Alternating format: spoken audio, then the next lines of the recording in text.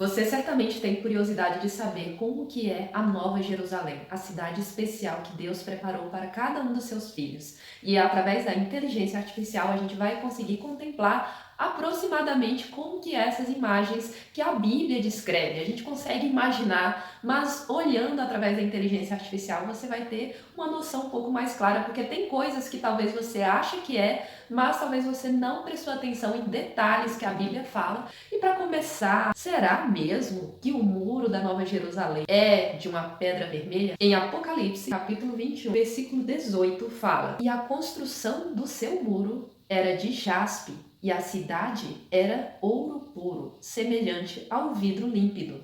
Aqui você vê que o muro era de jaspe, e a jaspe é uma pedra preciosa da cor vermelha. Ela tem algumas variações, podendo variar um pouco para o verde, mas no geral a gente conhece ela como a cor vermelha. É a cor mais conhecida da pedra jaspe. Imagina um muro todo trabalhado na pedra de jaspe, como essa imagem que você está vendo. É assim que vai ser o muro da Nova Jerusalém. E a Bíblia fala também até a estatura desse muro, aproximadamente 66 metros, já convertido para a medida, já na metragem que a gente conhece hoje em dia. Então o muro vai ser muito alto e a cidade vai ser mais alta ainda. A cidade tem mais de 2.000 quilômetros de altura, é uma cidade enorme. A Bíblia fala que essa cidade ela é como um ouro tão puro que ele se parece um vidro. Então ela não é bem exatamente como esse ouro que a gente vê, ouro de aliança, que é um amarelo mais sólido. Ela é um ouro mais cristalino, é uma coisa mais parecida com cristal, como você pode ver aí nessa imagem. E o tamanho da Nova Jerusalém, de acordo com Apocalipse capítulo 21, versículo 16, é de aproximadamente 2.225 quilômetros de comprimento, largura e altura, porque ela é a mesma medida em todas as direções. E a altura dela ultrapassa a nossa atmosfera, chegando à parte onde não há mais oxigênio. É ali mesmo, vai ser de uma forma sobrenatural, porque estaremos em espírito, não teremos a mesma necessidade que esse corpo físico tem. Então, para você ter uma noção do tamanho que é essa cidade, se você for pensar no tamanho que equivale à base dela, quando ela descer aqui, ela equivale mais ou menos o tamanho aí de 2/3 do nosso país, do Brasil, como você está vendo nessa imagem. E para a gente saber um pouco mais de detalhes de como é que é o muro, como é que é essa entrada da cidade, mais detalhes sobre elas, a gente vai conferir ainda no livro de Apocalipse, capítulo 21, versículo 10 ao 14, fala: "E levou-me em espírito a uma grande e alta montanha, e me mostrou aquela grande cidade, a santa Jerusalém, descendo do céu da parte de Deus, tendo a glória de Deus, e a sua luz era semelhante à mais preciosa pedra, semelhante à pedra de jaspe, clara como cristal. E tinha um muro grande e alto, e tinha 12 portões, e nos portões 12 anjos, e nomes inscritos sobre eles, que são os nomes das 12 tribos dos filhos de Israel. Ao leste, 3 portões, ao norte, 3 portões, ao sul, 3 portões, e ao oeste, 3 portões. E o muro da cidade tinha 12 fundamentos, e neles o nome dos 12 apóstolos do Cordeiro." A Bíblia também fala que os fundamentos da cidade era todo adornado de pedras preciosas. Continuando a leitura, você vai ver que o próximo versículo fala como que era a aparência do portão, do muro da cidade. E o mais interessante disso é que fala que todos os portões vão estar sempre abertos, indicando uma coisa que talvez você nunca pensou. Se tem portão, é porque dá para entrar e dá para sair. Se dá para entrar e sair, é porque também tem coisas ali fora acontecendo. Provavelmente nações morando ali ao redor. Nem todo mundo vai morar na Nova Jerusalém. Então, o que será que vai morar ali ao redor da Nova Jerusalém? Eu tenho uma interpretação para isso. Quem sabe eu faço um outro vídeo sobre isso, porque eu não quero que o vídeo agora seja sobre debater sobre o milênio. Mas se você quer saber o que a gente vai fazer ali na Nova Jerusalém, vai ter mais de uma nação, vai ter só o povo santo de Deus, vai ter mais outras pessoas, quer saber sobre isso, deixa aqui no comentário. Aí você me incentiva a fazer um vídeo novo sobre esse assunto, porque hoje a gente vai falar só sobre como é a Nova Jerusalém. Então no versículo 21 diz: "E os 12 portões eram 12 pérolas, cada respectivo portão era de uma pérola, e a rua da cidade era de ouro puro, como se fosse vidro transparente." Aqui a gente vê uma definição diferente sobre esse portão da cidade. Você sabia que ele tem esse formato de pérola? Você já tinha parado para pensar nisso? um portão com formato de pérola. Então tem gente que vê essa pérola como uma referência ao sacrifício de Jesus, que é o que nos permite entrar no céu, porque a pérola é uma espécie de sofrimento da ostra. A ostra cria a pérola toda vez que entra uma sujeira ali dentro dela. Ela se desgasta para criar aquela proteção ali e vai gerando a pérola, né? Então, tem gente que faz essa referência. Então, a gente vê através desse versículo que vai ser um lugar precioso. Um lugar onde o ouro, gente, ele serve para a gente pisar em cima dele. Porque hoje a gente se mata por causa de dinheiro. Muitas vezes a gente deixa o dinheiro tomar o lugar de Deus. E na Nova Jerusalém, Deus vai fazer questão de que essas coisas que são tão valorosas pra gente hoje, elas sirvam pra gente pisar em cima delas. Elas sirvam como coisas que hoje a gente usa como se fosse coisa de pouco valor, como se fosse uma pedra do chão. E vai ser assim, porque a glória de Deus é o que vai ser mais precioso que existe nesse lugar. E deveria ser assim na nossa vida. Agora a gente vai falar sobre um pouco mais dentro dessa cidade e a gente vai ver, será que Deus está lá? Será que Deus está nessa cidade maravilhosa? O capítulo 22, versículo 1 em diante já responde isso. E ele mostrou-me um rio puro de água da vida, claro como cristal, que procedia do trono de Deus e do Cordeiro. Então, sim, Deus vai estar lá. E a água da vida, que é a representação do Espírito Santo, vai estar lá, fluindo do trono de Deus por toda a cidade. Continuando o versículo 2, no meio da sua rua e em cada lado do rio havia a árvore da vida, produzindo 12 tipos de frutos e dava o seu fruto todo mês. E as folhas da árvore eram para a cura das nações, e não mais haverá maldição, mas o trono de Deus e do Cordeiro estará nela, e os seus servos o servirão.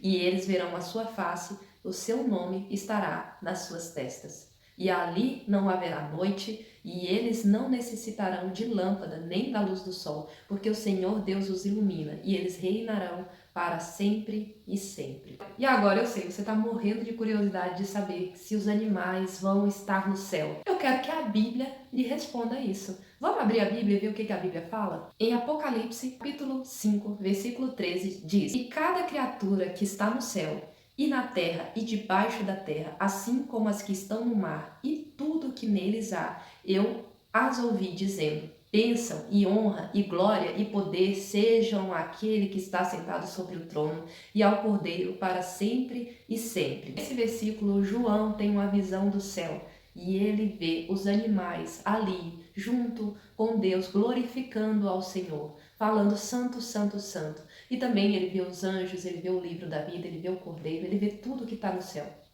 Mas se esse versículo não te convenceu de que os animais estarão no céu, eu te convido a abrir Isaías 65, versículo 25. Diz assim: O lobo e o cordeiro se alimentarão juntos, e o leão comerá palha como o novilho, e pó será a comida da serpente. Eles não ferirão, nem farão destruição em todo o meu santo monte, diz o Senhor. Aqui o Isaías está tendo uma visão de como será ali na Nova Jerusalém, quando a gente estiver morando no céu já sem pecado e os animais estarão lá comendo um do lado do outro.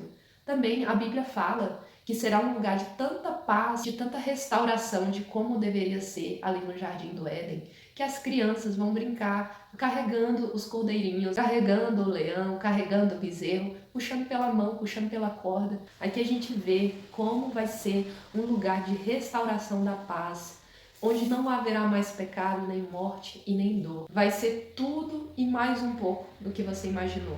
E talvez você está pensando, o que eu vou fazer na Nova Jerusalém? Será que eu vou ficar assim, só cantando o dia inteiro? Não que isso seja ruim, né? Mas será que vai ser isso? Ou será que Deus vai mandar a gente fazer outras coisas? O que a gente vai ficar fazendo lá? Será que vai ter trabalhos e missões?